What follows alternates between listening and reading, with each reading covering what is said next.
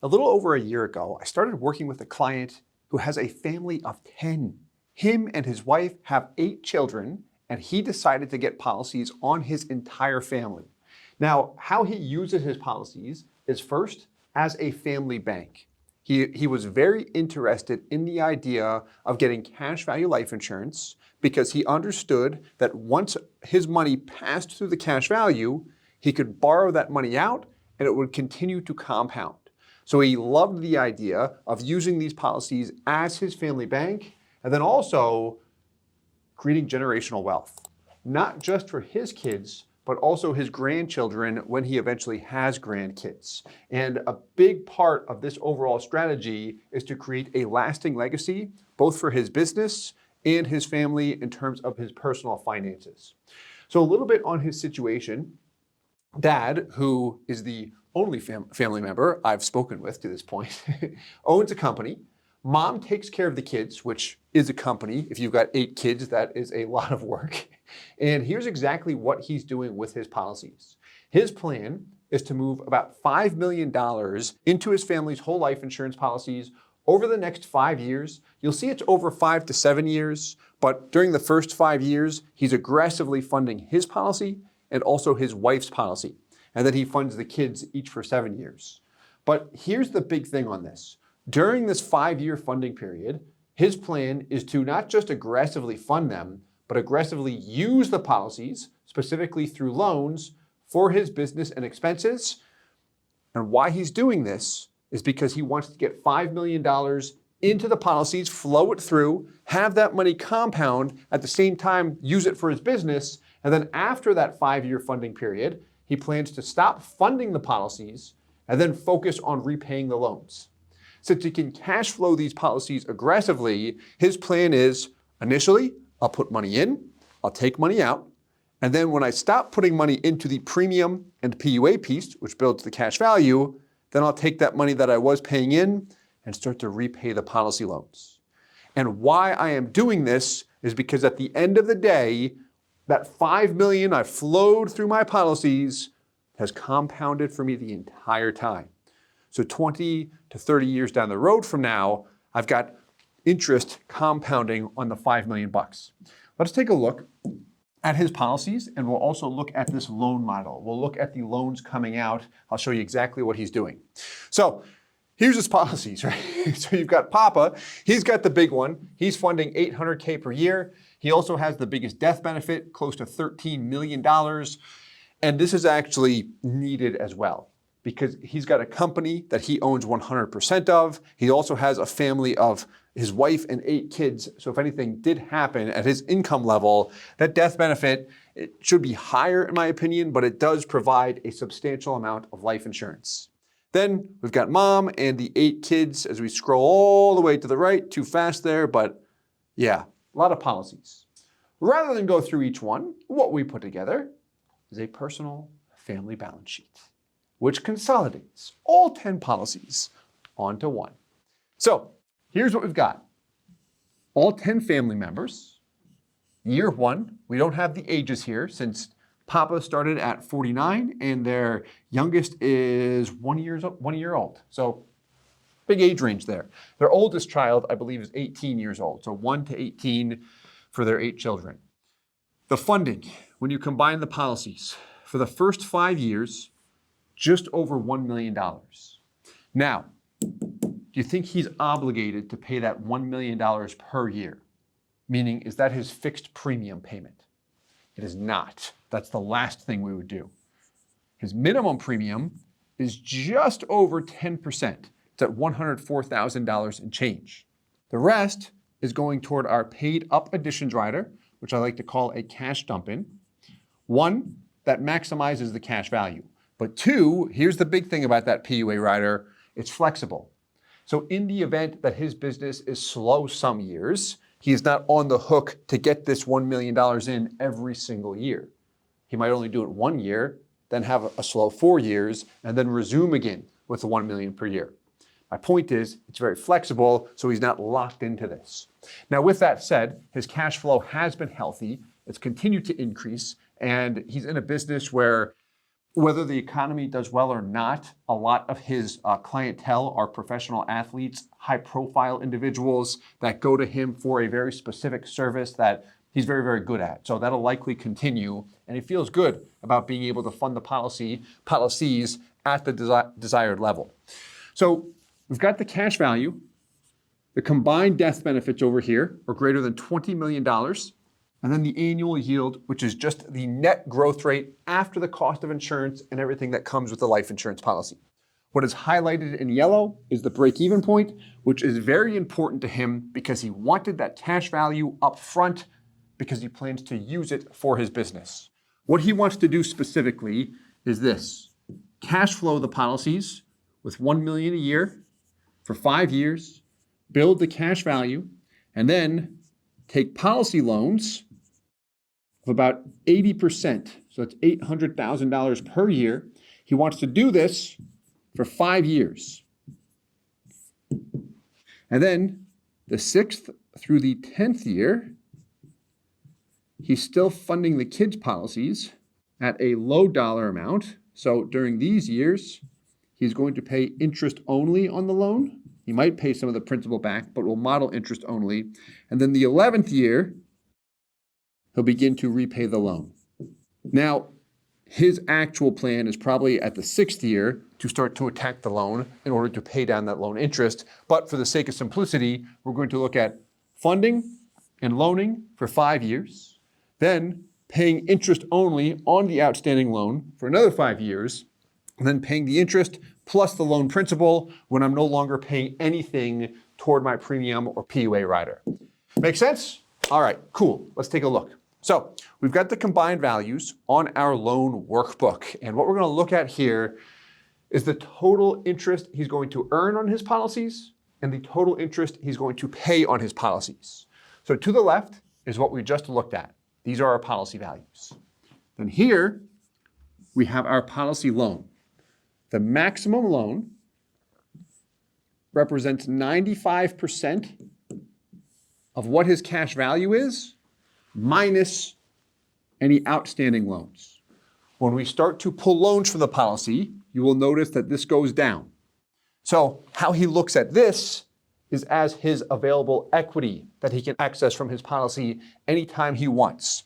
He does use his policies very, very actively. Anytime he dumps money in, a lot of times within 2 to 3 days, he's turning around and borrowing funds. How he does that? Because insurance companies usually want us to wait 10 business days before we borrow funds. How you override that is by providing a bank statement from your bank showing that the funds have cleared. So this way there's proof to the insurance company that the funds have cleared from his bank account. They see, okay, proof, we received the funds. Yes, you can take a loan out, no problem. And then we handle that with our direct contact to make sure that there's no delays or anything like that, because that stuff does happen. So, plan. Years 1 through 5, 80% of what he's paying, he's going to loan. He's paying $1 million, 80% of that is $800,000. So, let's take a look at that. $800K for 5 consecutive years, which he can borrow more, but he's leaving a little bit of a buffer, which I think is good. This way, if he needs more money, he has access to it. So as we look at this, what do you notice?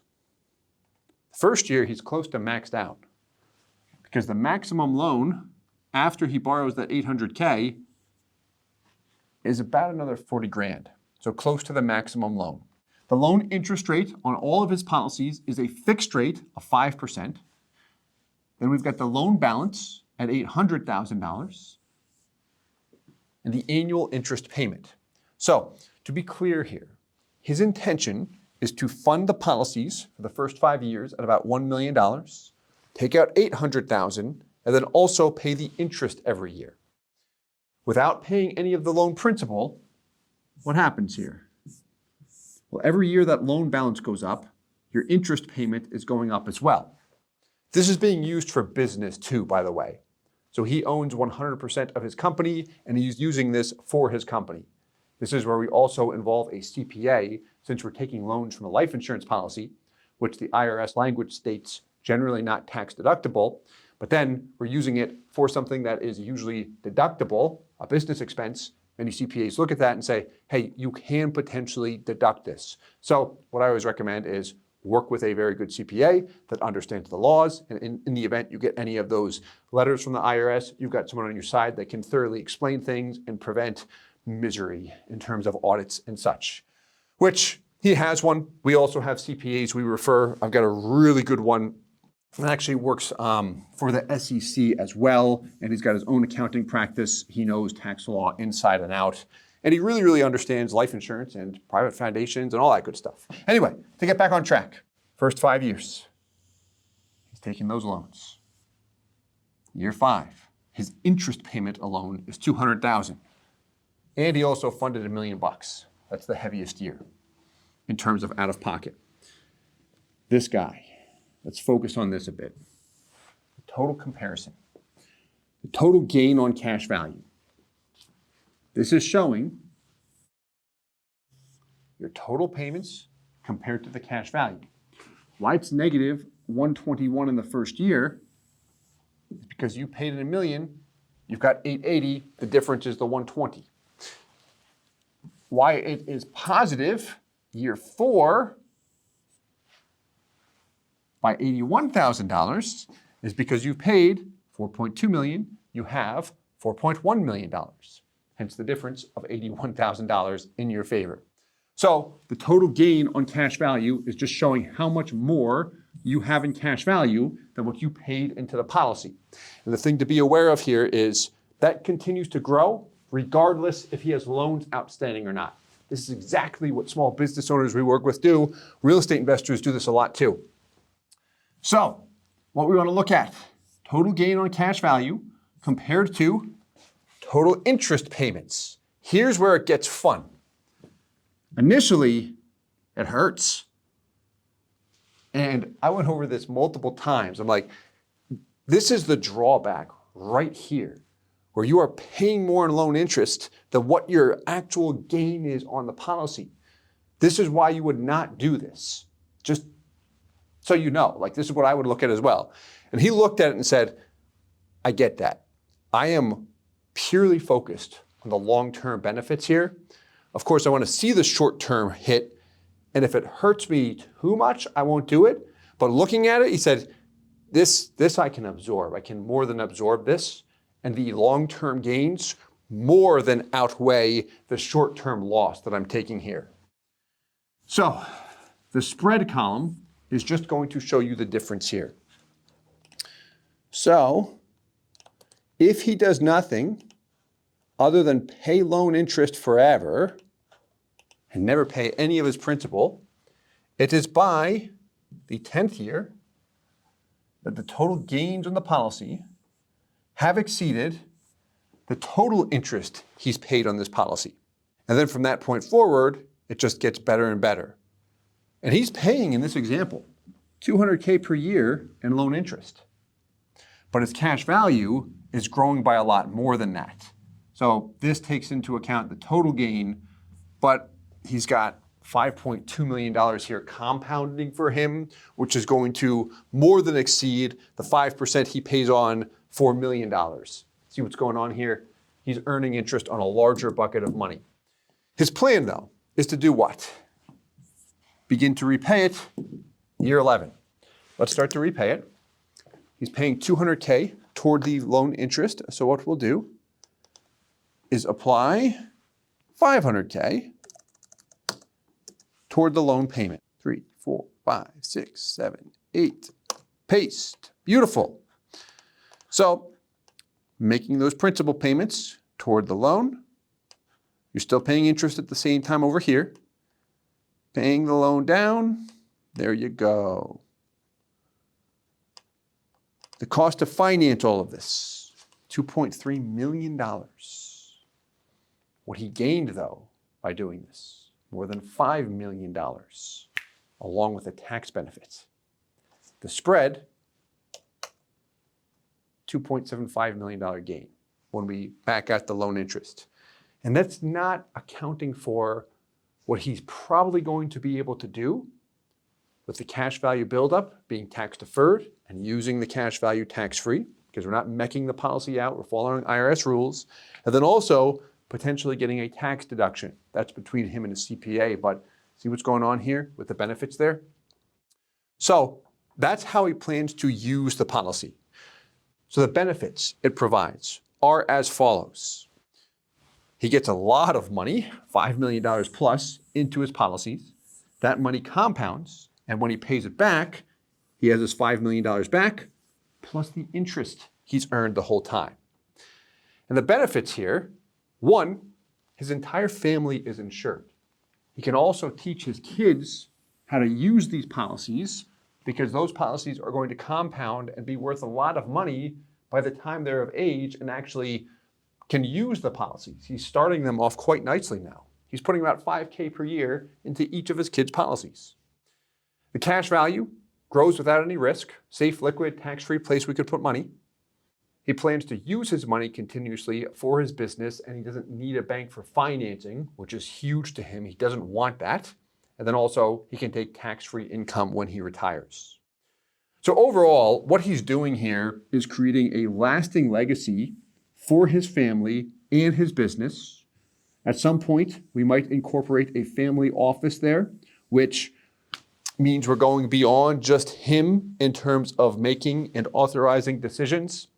As he gets older, maybe slows down a little bit, he wants other people that are responsible, might be some of his children, that have rules in place that state how and when the cash value in these policies can be accessed.